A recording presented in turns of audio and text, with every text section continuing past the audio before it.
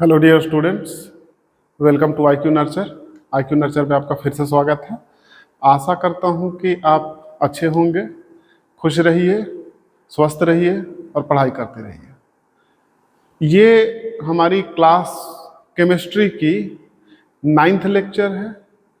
पिछले लेक्चर में हमने मोल कॉन्सेप्ट का मोलर वॉल्यूम देखा था। मोल कॉन्सेप्ट में हम लोग दो पार्ट कर चुके हैं। मोल कॉन्सेप्ट का डेफिनेशन कि मोल का डेफिनेशन क्या होता है, और मोल कॉन्सेप्ट में दूसरा पार्ट जो हमने किया था वो किया था मोलर वॉल्यूम, कि किसी भी सबस्टांस का यदि 1 मोल है तो उसका वॉल्यूम कितना होगा। हमने गैसियस की बात की थी, सॉलिड लिक्विड की नहीं। तो हमने क्या किया था पिछले क्लास में? हमने किया था मोल कॉन्सेप्ट, ये हम कर रहे थे। और मोल कॉन्सेप्ट में हम लोग दो चीजें देख चुके हैं। पहला क्या देख चुके हैं? मोल का डेफिनेशन। मोल का डेफिनेशन, डेफिनेशन मतलब परिभाषा, कि मोल की परिभाषा क्या होती है, ये हम देख चुके हैं। ये पिछले से पिछले क्लास में देख चुके हैं। फिर पिछले क्लास में हमने देखा था मोलर वॉल्यूम। ये दो कॉन्सेप्ट मोल कॉन्सेप्ट में हम कर चुके हैं। मोल की परिभाषा क्या थी? मोल की परिभाषा मैंने बताया था कि किसी भी सबस्टांस का यदि 6.022 गुणे 10 के पावर 23 इन नंबर्स में यदि हम लेकर के चले आए, इस संख्या में कोई भी सबस्टांस, एटम लेकर के चले आए, मॉलिक्यूल लेकर के चले आए, पेन लेकर के चले आए, कॉपी लेकर के चले आए, तो वो 1 मोल पेन 1 मोल कॉपी हो जाएगा। सिर्फ इतना ही है मोल के डेफिनेशन में, ज्यादा नहीं। फिर हमने पिछले दिन देखा था मोलर वॉल्यूम। मोलर वॉल्यूम क्या होता है? 1 मोल किसी भी सबस्टांस का वॉल्यूम। 1 मोल किसी भी सबस्टांस, गैसियस सबस्टांस का वॉल्यूम। सॉलिड और लिक्विड की हम बात नहीं कर रहे हैं अभी, हम बात कर रहे हैं गैस की। यदि कोई भी सबस्टांस, फॉर एग्जांपल हाइड्रोजन एक गैस होता है, ऑक्सीजन एक गैस होता है, कार्बन डाइऑक्साइड एक गैस होता है। तो कार्बन डाइऑक्साइड यदि 1 मोल हो, कार्बन डाइऑक्साइड यदि 1 मोल कार्बन डाइऑक्साइड हो तो उसका वॉल्यूम क्या होगा? 1 मोल CO2 कहीं पे रखा हुआ है, उसका वॉल्यूम क्या होगा? 1 मोल O2 ऑक्सीजन कहीं पे रखा हुआ है, उसका वॉल्यूम क्या होगा? ये हमने देखा था। और हमने देखा था कि इनका वॉल्यूम फिक्स होता है। कितना होता है जी? 1 मोल कोई भी गैसियस सब्सटेंस लेकर के चले आओ तो उसका जो वॉल्यूम होता है वो होता है 22.4 लीटर, 22.4 लीटर। तो क्या ये किसी भी सब्सटेंस के लिए फिक्स है? आंसर है हाँ। चाहे उनके मॉलिक्यूल छोटे हों या उनके मॉलिक्यूल बड़े हों, यदि वो गैस है तो उसका 1 मोल का, यानी कि इतनी संख्या में वो मॉलिक्यूल या एटम लेकर के चले आओ तो उनका वॉल्यूम 22.4 लीटर ही होगा। उदाहरण के तौर पे हाइड्रोजन के एटम छोटे होते हैं तो H2 का मॉलिक्यूल छोटा होता है, ऑक्सीजन के एटम बड़े होते हैं तो ऑक्सीजन का मॉलिक्यूल भी बड़ा हो जाएगा। लेकिन हाइड्रोजन या ऑक्सीजन, छोटा या बड़ा मॉलिक्यूल कोई भी लेकर के आए तो दोनों का 1 मोल ही यदि लेकर के आया, इतनी संख्या में ही यदि हमने लेकर के आया मॉलिक्यूल्स, तो उनका वॉल्यूम 22.4 लीटर ही होगा, ना ज्यादा ना कम। और ये बात की जा रही है आइडियल कंडीशंस की। कब? एट एसटीपी या एनटीपी कह लो, बात बराबर है। एसटीपी कहो या एनटीपी कहो, फिजिकल केमिस्ट्री में कैलकुलेशन पर्पस के लिए दोनों सेम ही होता है। 27 डिग्री सी टेम्परेचर, 27 या 25 डिग्री सी टेम्परेचर, और प्रेशर हो जाएगा 180। तो एसटीपी एनटीपी पे यदि हम कोई भी गैस लेकर के आते हैं तो उसका वॉल्यूम 22.4 लीटर। ये हमने पिछले क्लास में देखा था। आज की क्लास जो है, आज की क्लास में हमें देखना है मोल कॉन्सेप्ट का जो अगला टॉपिक है। अगला टॉपिक क्या है? मोल कॉन्सेप्ट में जो अगला टॉपिक है वो है मोलर मास। मोल कॉन्सेप्ट में 3 टॉपिक हैं जो कि हमें अच्छी तरीके से पढ़ने हैं। पहला हो गया मोल का डेफिनेशन, दूसरा मोल का वॉल्यूम, एक मोल का वॉल्यूम मोलर वॉल्यूम, और तीसरा हो गया मोलर मास। मोलर मास कितना होता है? मोलर मास अगेन मास कितने का है? 1 mole. Mass of 1 mole of substance. कोई भी सबस्टांस लेकर के चले आओ, यदि वो 1 मोल है तो उसके मास को हम मोलर मास कहेंगे। उतने मास को, उतने द्रव्यमान को। उदाहरण के लिए हम नमक खाते हैं तो नमक क्या होता है? उसका फार्मूला होता है NaCl। NaCl यदि हम 1 मोल लेकर के चले आए, 1 मोल मतलब 6.022 इंटू 10⁻23 मॉलिक्यूल्स ऑफ NaCl यदि हम लेकर के चले आए, तो उसका जितना भी द्रव्यमान होगा, जितना भी मास होगा, उस मास को हम कहेंगे मोलर मास ऑफ NaCl। उस मास को क्या कहेंगे? Molar mass of NaCl। तो क्या ये मोलर वॉल्यूम की तरह फिक्स होता है? जिस तरीके से 1 मोल किसी भी गैसियस सब्सटेंस का यदि 1 मोल हो तो उसका वॉल्यूम होता था 22.4 लीटर। तो क्या यहाँ पे भी मोलर मास समथिंग ग्राम में या केजी में किसी भी सब्सटेंस का फिक्स होता है? आंसर है नहीं।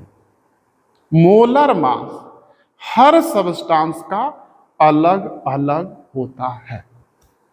तो कितना होता है मोलर मास? मोलर मास जो होता है वो पहली बात तो कि अलग अलग होगा। अब सवाल यह है कि ये कितना होगा। तो इसका जो आंसर है हमें मोल का डेफिनेशन देगा। मोल का डेफिनेशन क्या कहता था कि 6.022 इंटू 10⁻23 इतनी संख्या में यदि कोई भी एटम या कोई भी मॉलिक्यूल लेकर के चले आए तो उसके मास को मोलर मास कहते हैं। सिंपल है। तो अब बात यह है कि फॉर एग्जांपल के लिए मान लेते हैं कि हम एग्जांपल ले लेते हैं 2 चीजों का। एक ले लेते हैं हाइड्रोजन का। तो हाइड्रोजन में हाइड्रोजन का पहला एटम और हाइड्रोजन का दूसरा एटम मिल करके एक मॉलिक्यूल बनाता है। मिल करके एक मॉलिक्यूल बनाता है। ये है, मान लेते हैं, हाइड्रोजन। ठीक है। यदि हम ऑक्सीजन ले लें, ऑक्सीजन, तो ऑक्सीजन के एटम होते हैं हाइड्रोजन के मुकाबले में काफी बड़े, ठीक ठाक बड़े होते हैं।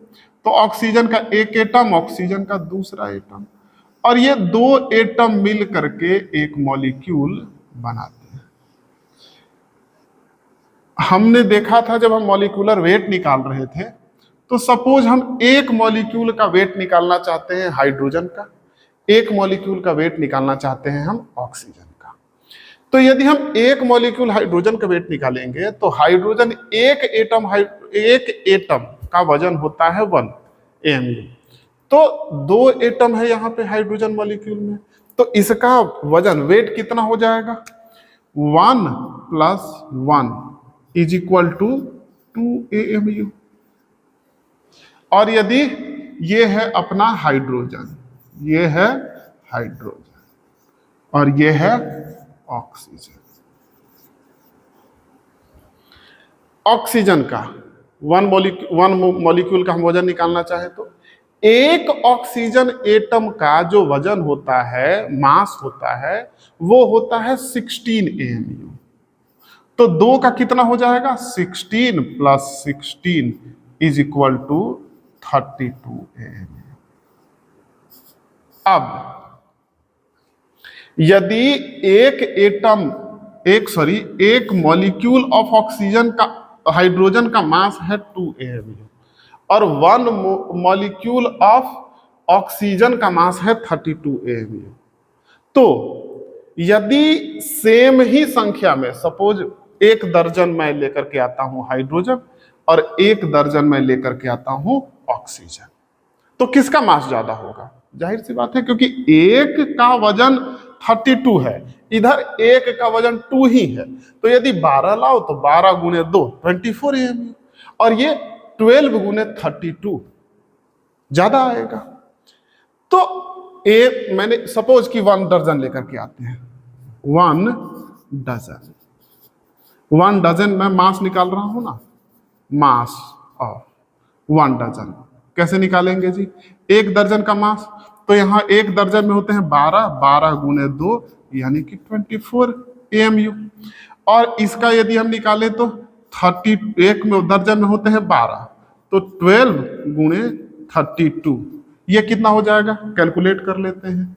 32 को 12 से मल्टीप्लाई कर देते हैं, तो 2 दूनी 4, 3 दूना 6, और 1 से करेंगे तो ये 2 और ये 3, 4, 6, 2, 8, 384 AMU। तो यदि हम 1 दर्जन लेकर के आएंगे तो इसका ज्यादा, इसका कम। अब सपोज 1 मोल लेकर के आते हैं, तो 1 मोल का मैंने डेफिनेशन क्या बताया था कि 1 मोल में संख्या कितनी होती है? 6.022 इंटू 10⁻23। यदि मैं 1 मोल लेकर के चला आता हूं तो निकालना चाहता हूं मैं मास ऑफ 1 मोल, कैसे निकलेगा? तो 1 मोल, 1 मोल में कितने होते हैं? 6.022 गुणे 10⁻23, और 1 का मास कितना है? 2, तो गुना 2, इतना ये AMU में आंसर आएगा। कैलकुलेट करके जितना भी आए आंसर AMU इतना मास आएगा। इसमें इसका कैसे निकालेंगे? तो इसका अगेन सेम ही फॉर्मूला लगा, तो 1 मोल में होते हैं 6.022 गुणे 10⁻23, तो 6.022 गुणे 10⁻23 1 मोल में होते हैं, और 1 मॉलिक्यूल का मास है 32, तो 32 से मल्टीप्लाई कर दो, आंसर जो भी आएगा वो होगा AMU। मैंने इतना क्यों किया?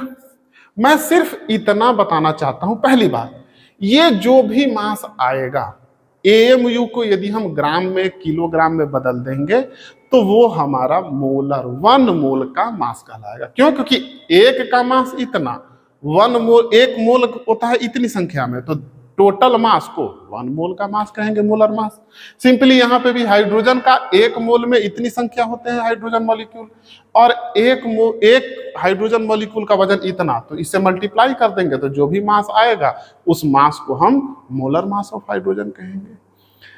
यहां पे मैं सिर्फ इतना सिखाना चाहता हूं कि मोलर मास, पहली बात तो 1 मोल ऑफ सब्सटेंस के मास को मोलर मास कहते हैं, और दूसरी बात जो मैं यहां सिखाना चाहता हूं वो ये है कि मोलर मास मोलर वॉल्यूम की तरह फिक्स नहीं होता है।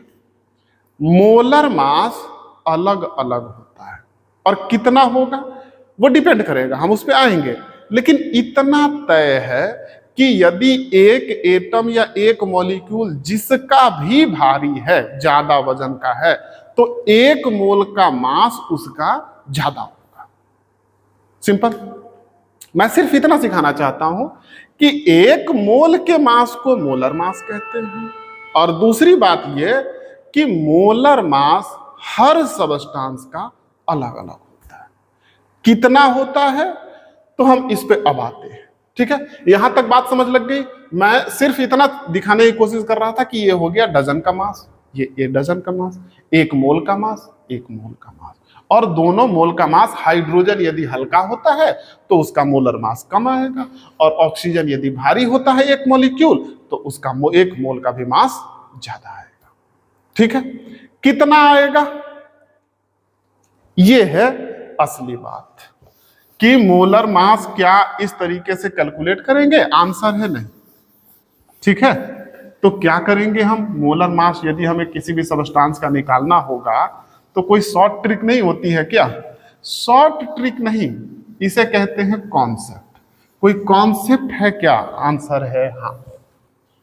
तो कॉन्सेप्ट छुपा है मोल का। जब हम 6.022 इंटू 10⁻23 मोल का जो हमने नंबर चुना है, मोल का नंबर कितना होता है एक मोल में?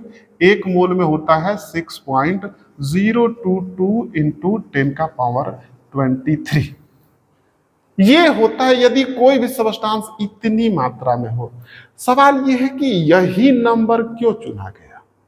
एक मोल के लिए जिस तरीके से एक दर्जन में 12 होते हैं, 14 चुन लेते, 20 चुन लेते, 100 चुन लेते, ज्यादा आसान होता। ये झूठ मूठ का ये क्यों? 100 यदि चुन लेते, 1000 यदि सेलेक्ट कर लेते तो ज्यादा आसान होता ना। तो यही नंबर क्यों सेलेक्ट किया गया? उसका आंसर है, अभी मिलेगा हमें, मोलर मास।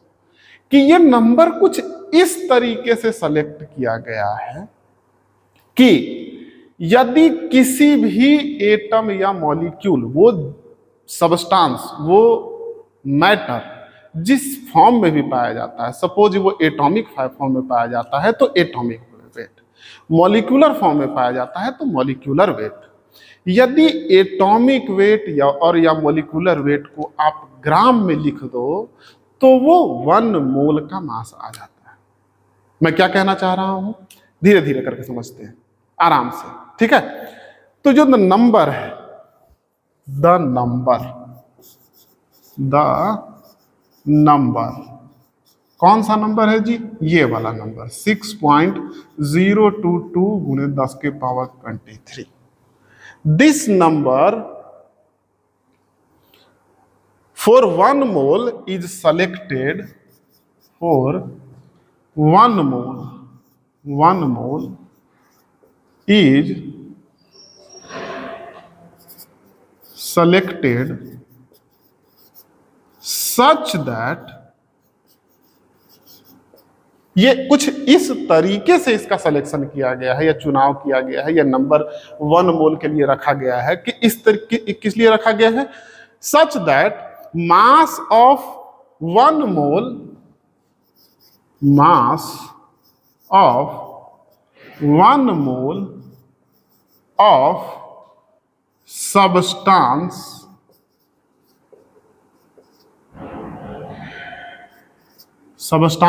या मैटर कह लो, और मैटर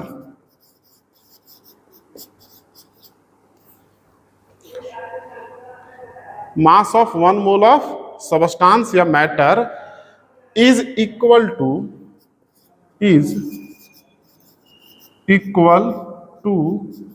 its atomic या molecular weight in grams। कहना क्या चाह रहा हूं मैं? पहले इस लाइन को समझो कि ये जो नंबर है 6.022 इंटू 10⁻23, इसका सिलेक्शन ही कुछ इस तरीके से किया गया है कि एक मोल यदि किसी भी सबस्टांस का चाहिए, फॉर एग्जांपल ऑक्सीजन का, हाइड्रोजन का, नाइट्रोजन का, कार्बन डाइऑक्साइड का, किसी का भी 1 मोल यदि आपको चाहिए तो कुछ selected such that mass of 1 mole of substance और matter is equal, mass 1 mole यानी कि molar mass is equal to its atomic या मॉलिक्यूलर वेट इन ग्राम्स। बस सिर्फ इतना है। मतलब फिर से एक बार समझते हैं, सपोज एग्जांपल लेकर के समझते हैं, अच्छे तरीके से समझ लगेगा। एग्जाम्पल क्या है जी? हाइड्रोजन का ही ले लेते हैं। हाइड्रोजन मॉलिक्यूलर फॉर्म में पाया जाता है। मॉलिक्यूलर फॉर्म में हाइड्रोजन H अकेला एटम के रूप में नहीं पाया जाता प्रकृति में, नेचर में। हाइड्रोजन पाया किस फॉर्म में जाता है? मॉलिक्यूल के फॉर्म में, H2 के फॉर्म में। तो ठीक है, H2 इसका हाइड्रोजन यदि H2 के फॉर्म में पाया जाता है, मॉलिक्यूल के फॉर्म में पाया जाता है, तो इसका मॉलिक्यूलर वेट पता करें। तो इसका मॉलिक्यूलर वेट कितना होगा?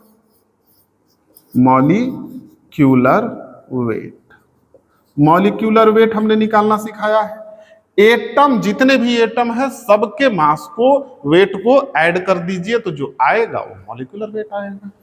तो यहां हाइड्रोजन के 2 एटम है, ऐड कर देता हूं मैं। एक का मास होता है 1, दूसरे का मास 1 और 2 टोटल है तो 1 गुने 2 यानी कि 2 AMU। ये मॉलिक्यूलर वेट है। यदि आपको 1 मोल ऑफ हाइड्रोजन का वेट चाहिए, मोलर वेट चाहिए, मोलर मास चाहिए, तो आप क्या करेंगे, सिंपली इस जो ये एटॉमिक या मॉलिक्यूलर वेट आया है उसको आप ग्राम्स में लिख दीजिए। कहने का क्या मतलब है, molar mass of H2 is equal to जितना आया है उसको आप ग्राम्स में लिख दीजिए। मतलब 2 ग्राम यदि हम हाइड्रोजन लेकर के चले आते हैं तो वो 1 मोल ऑफ हाइड्रोजन मॉलिक्यूल उसमें प्रेजेंट होंगे। या हम इसको उल्टा कर लेते हैं कि 1 मोल ऑफ हाइड्रोजन मॉलिक्यूल यदि हम किसी भी बर्तन में डालते जा रहे हैं, उसका वजन देखेंगे, वेट देखेंगे, मास देखेंगे तो 2 ग्राम आएगा। ठीक है, इसका और एग्जांपल ले लेते हैं। और एग्जांपल कौन सा ले लिया जाए, ये वाला नोट कर लेना, ठीक है, क्योंकि स्टेटमेंट इंपॉर्टेंट है कि ये जो नंबर है मोल वाला, कुछ इसी तरीके से सिलेक्शन ही कुछ इसका इसी तरीके से हुआ है कि यदि आपको 1 मोल का वजन चाहिए तो सिंपली आपने जो पिछले क्लास में एटॉमिक या मॉलिक्यूलर वेट निकालना सीखा है, उस एटॉमिक या मॉलिक्यूलर वेट को आप ग्राम में लिख दो तो वो 1 मोल का वेट हो जाता है, वजन हो जाता है, मोलर मास हो जाता है। ठीक है, एग्जाम्पल के लिए और एग्जाम्पल लेते हैं, एग्जाम्पल से और अच्छी तरीके से समझ में आएगा। एग्जाम्पल ले लेते हैं हीलियम का। हीलियम पाया जाता है प्रकृति में एटॉमिक फॉर्म में। एटॉमिक कहने का मतलब क्या है, वो हीलियम के रूप में ही पाया जाता है, He2 के रूप में नहीं पाया जाता है, He3 के रूप में नहीं पाया जाता है, हीलियम अकेला एटम के रूप में ही पाया जाता है। तो इसका हम एटॉमिक मास देखेंगे। तो एटॉमिक मास कैसे निकालेंगे, हीलियम का हमें यदि एटॉमिक मास चाहिए तो पीरियोडिक टेबल में आप एक बार जाओ, देख लो, पता कर लो कि इसका एटॉमिक मास होता क्या है। नहीं पता हो तो इसमें हम नंबर ऑफ प्रोटॉन और न्यूट्रॉन पता करेंगे, उससे हमने एटॉमिक मास निकालना सीखा था पिछले क्लास में। हीलियम में 2 इलेक्ट्रॉन, 2 प्रोटॉन और 2 न्यूट्रॉन होते हैं। हीलियम में 2 इलेक्ट्रॉन, 2 प्रोटॉन और 2 न्यूट्रॉन होते हैं। तो हमने सिखाया था कि यदि मास चाहिए तो इलेक्ट्रॉन को छोड़ दो, नेग्लेक्ट कर दो और इन दोनों को आप ऐड कर दो। तो 2 और 2 4। हीलियम का मास, एटॉमिक मास कितना होता है, 4 AMU। लेकिन ये एटम का मास है, एटॉमिक का मास है। यदि हमें मोल का मास चाहिए, 1 मोल ऑफ हीलियम का यदि हमें मास चाहिए तो हम क्या करेंगे, बस simply molar mass of helium यदि हमें चाहिए तो हम सिंपली ये जो AMU में लिखा है उसको ग्राम में लिख देंगे। ये ऐसा क्यों होता है, ये ऐसा इसीलिए होता है मेरे दोस्त, पिछले मैंने लाइन लिख करके अच्छी तरीके से एक स्टेटमेंट से आपको समझाया है कि ये जो मोल है इसका सिलेक्शन ही कुछ इसी तरीके से किया गया है, या ये नंबर कुछ इसी तरीके से लाया गया है कि एटॉमिक वेट या मॉलिक्यूलर वेट यदि जो है उसको आप ग्राम में लिख दोगे तो वो मोलर मास में कन्वर्ट हो जाएगा, यानी कि 1 मोल का मास हो जाएगा। एग्जाम्पल और ले लेते हैं हम, एग्जाम्पल ले लेते हैं ऑक्सीजन का। ऑक्सीजन कार्बन डाइऑक्साइड का ले लेते हैं, CO2। CO2 क्या होता है, कार्बन डाइऑक्साइड। ये क्या है, कार्बन डाइऑक्साइड। ये एक गैस होता है, ठीक है, कोई बात नहीं। इसका हमें 1 मोल का मास चाहिए तो सबसे पहले हम, ये मॉलिक्यूल है, कार्बन डाइऑक्साइड के एक मॉलिक्यूल में कार्बन का 1 एटम और ऑक्सीजन का 2 एटम। तो इसका हम मॉलिक्यूलर मास निकालेंगे। ये एटम था इसीलिए एटॉमिक मास निकाला था हमने, यहां ये मॉलिक्यूल के रूप में पाया जाता है इसीलिए हम मॉलिक्यूलर मास निकालेंगे। ठीक है, तो मॉलिक्यूलर मास, मॉलिक्यूलर मास, एक मॉलिक्यूल का mass of CO2, carbon dioxide के एक मॉलिक्यूल का मास कितना हो जाएगा? जो भी एटम है उसके मास को जोड़ दो। कार्बन का एक एटम है, कार्बन के एक एटम का वजन होता है 12 AMU। ठीक है, ऑक्सीजन का 2 एटम है, ऑक्सीजन के एक एटम का मास होता है 16 AMU, तो 16 गुणे 2 कर देंगे तो कितना हो गया? 16 गुना 32, 32 और 12, ये हो गया 32, 32 और 12 44, 44 AMU। ध्यान देना, ये एक मॉलिक्यूल का मास होता है। मॉलिक्यूल बहुत छोटा होता है। कितना छोटा होता है? इतना छोटा होता है कि हम नेकेड आई, अपनी जो आंखों से सीधे नहीं देख सकते। देखने के लिए, इसे देखने के लिए आपको बहुत ही ज्यादा स्ट्रांग, बहुत ही ज्यादा अच्छा माइक्रोस्कोप जो कि होता है इलेक्ट्रॉन माइक्रोस्कोप, उसकी जरूरत पड़ेगी। यदि वो आपके पास नहीं है तो इसे आप देख नहीं पाएंगे, इतना छोटा होता है। इसीलिए इसका मास जो है बहुत कम होता है, 44 AMU में होता है। AMU बहुत छोटा यूनिट होता है, ग्राम या किलोग्राम में नहीं होता है, क्योंकि एटम बहुत छोटा है। यदि हम 1 मोल का मास लेकर पता करना चाहें, 1 मोल, मोलर मास, मास ऑफ, इसको लिख लें मोलर मास। मोलर मास मतलब मास ऑफ 1 मोल, मास ऑफ इतना सारा molecule, molar mass, molar mass of CO2 क्या होगा? ये मॉलिक्यूलर मास को आप ग्राम में लिख दो तो 44 ग्राम, एक मोल का मास आ जाएगा। सिंपल है, ठीक है, ज्यादा इसमें कुछ सोचना ही नहीं है। ऐसा होता क्यों है? बार बार मैं इसीलिए यही बता रहा हूं आपको कि ये जो नंबर है ना 6.022, इसका सिलेक्शन, इसका चुनाव, ये नंबर इसी तरीके से लाया गया है कि ये हो जाएगा। ठीक है, कोई दिक्कत है यहां तक? नहीं है। मोलर मास मैंने क्या बताया? मास ऑफ 1 मोल, यानी कि मास ऑफ 6.022 गुणे 20 इन गुणे 10 के पावर 23, 10 का पावर 23 मॉलिक्यूल्स। एक मॉलिक्यूल का मास था 44 AMU, और एक इतना मॉलिक्यूल का मास हो जाएगा इतना गुणे 44 AMU। जब AMU को कन्वर्ट करेंगे ग्राम में तो फिर से 44 ग्राम ही आ जाएगा।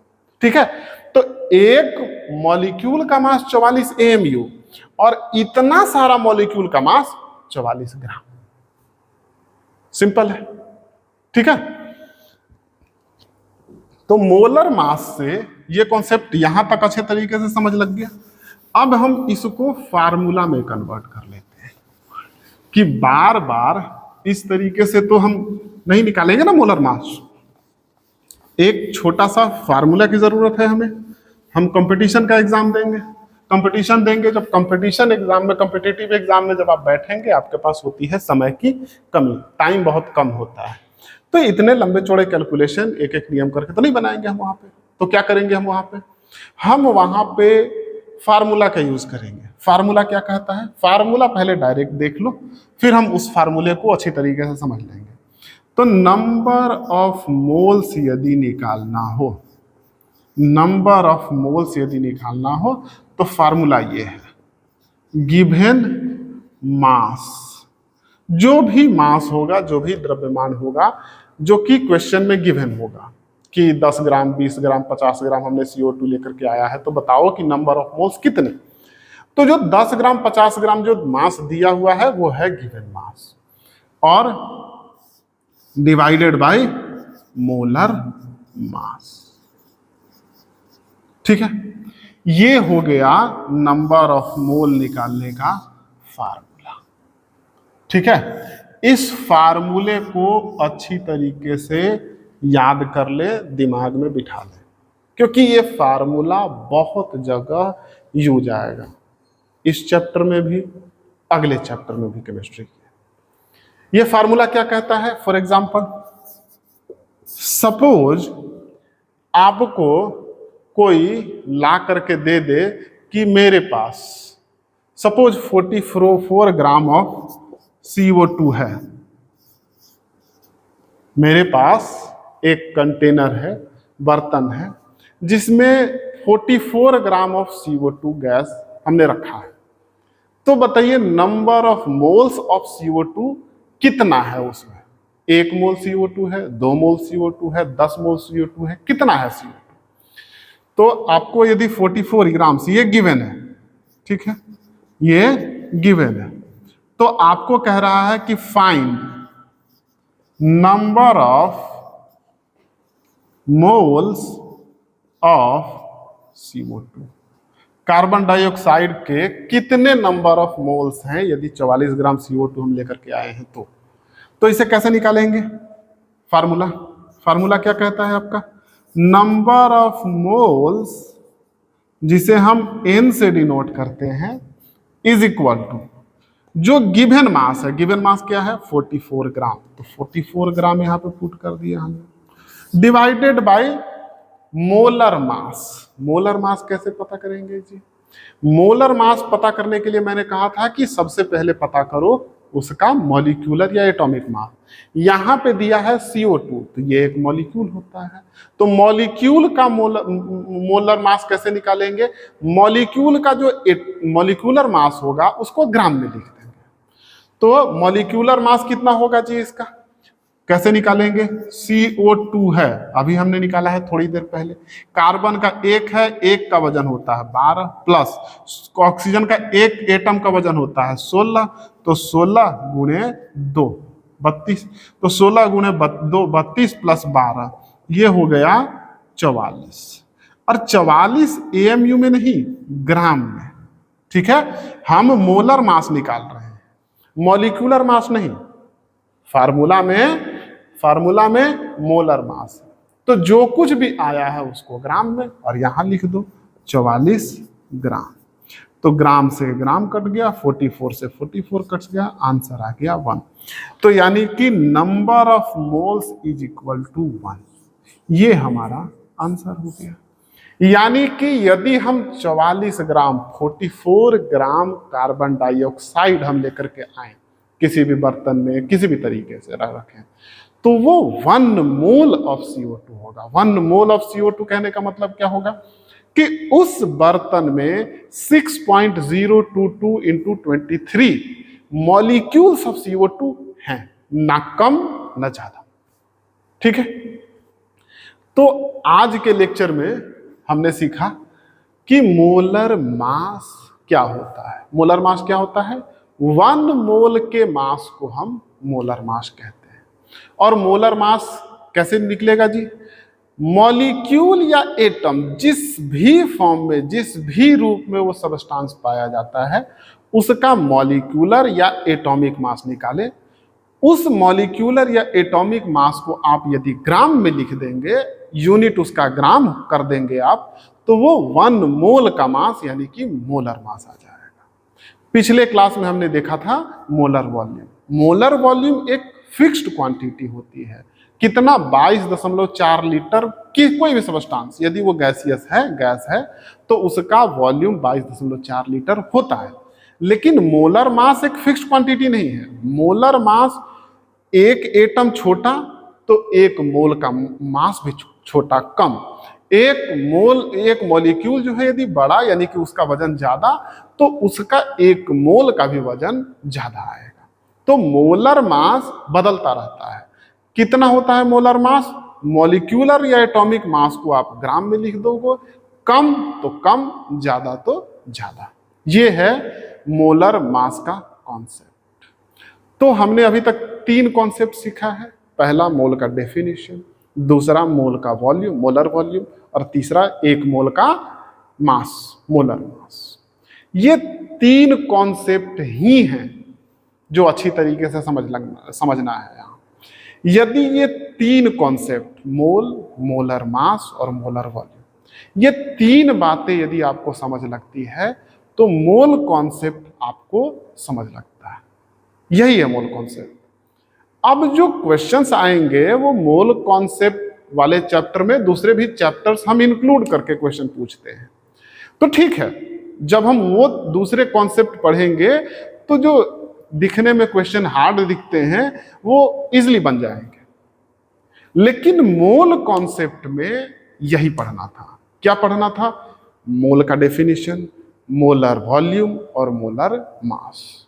मोलर वॉल्यूम और मोलर मास में हमने फार्मूला भी देखा कि नंबर ऑफ मोल्स यदि आपको निकालने हैं तो गिवन जो वॉल्यूम है उसको डिवाइड कर दो 22.4 से, तो आपका नंबर ऑफ मोल्स आ जाएगा। और मोलर मास वाले कॉन्सेप्ट में चैप्टर में हमने क्या देखा कि यदि आपको नंबर ऑफ मोल्स निकालने हैं तो जो भी आपको मास गिवन है उस मास को डिवाइड कर दो मोलर मास।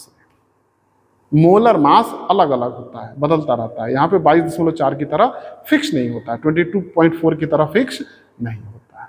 ठीक है, आज की क्लास में इतना ही। हम आगे की क्लास में अपना अगला टॉपिक जो है वो डिस्कस करेंगे। आज की क्लास में यदि आपको समझ लगता है इतना, 3 कॉन्सेप्ट अच्छी तरीके से यदि आपको समझ लगते हैं तो आप समझो कि आपको मोल कॉन्सेप्ट आ गया, क्योंकि इतना ही पढ़ना था।